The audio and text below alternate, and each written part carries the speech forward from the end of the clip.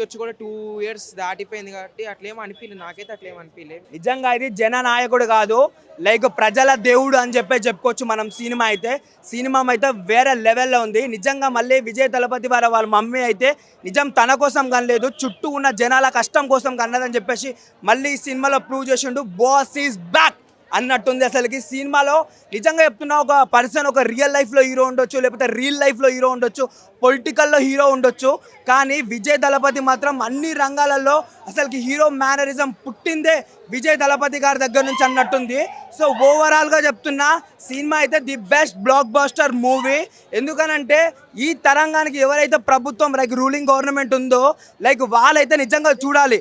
A true leader rises not for the power but for the people. అంటే ఎవరైతే పొలిటికల్గా ఎవరైతే లీడర్ అయితే వాళ్ళు పవర్ చూపెట్టడానికి మీకు ఏమంటారు ప్రభుత్వాన్ని ఇవ్వలేదు, లైక్ జనాల మంచి భాగోత్వాల కోసం చూడాలని చెప్పేసి మళ్ళీ ప్రూవ్ చేసిండు.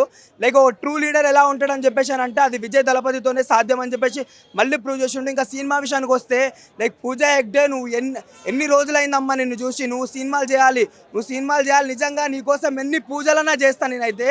నిజంగా ఆ విధంగా ఉంది. కానీ ఇంకా లైక్ విలనిజం గురించి మాట్లాడుకుంటే, ప్రకాష్ రాజ్ అన్న బార్బీ డియోల్ అన్న చెప్తున్నా, లైక్ విలనిజం పుట్టిందే మీ దగ్గర నుంచి చెప్పుకోవచ్చు మనం. సో ఓవరాల్గా cinema the best blockbuster movie అని చెప్పుకోవచ్చు. ఓవరాల్గా సినిమా అయితే పండగ వాతావరణం తీసుకొచ్చింది. ఒక విజయ్ దళపతికి ఒక ఎండింగ్, లైక్ ఇదే లాస్ట్ సినిమా కాబట్టి లైక్ ఒక హిట్తోని చరిత్రలో నిలిచిపోతారని చెప్పొచ్చు. வேற லெவல்ங்க. படம் சொல்லவே நான் ரொம்ப நல்லா இருந்துச்சு.